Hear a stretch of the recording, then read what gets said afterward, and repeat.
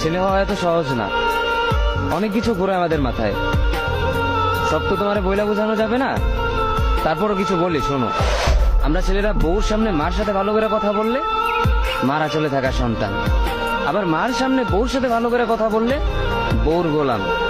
নিজের ছেলে মেয়েদের যদি মারি আমাদের দয়া মায়া নাই, আর ওই ছেলে মেয়েদের যদি কিছু না বলি আশকারা দিতেছি। নিজের বউরে দিয়া যদি জব করাই সেই ক্ষেত্রে আমি বউর কামাই খাই, আর যদি বউরে দিয়া জব না করাই আমি সন্দেহ করি।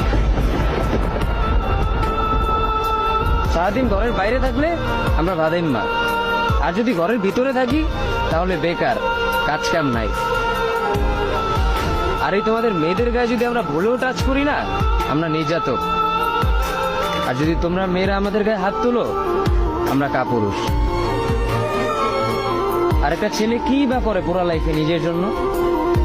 মার ওষুধের থেকে শুরু করে বউ বাচ্চার প্রত্যেকটা সব পালন করার দায়িত্ব একটা পুরুষের। কিন্তু কি লাভ এত কিছু কইরা?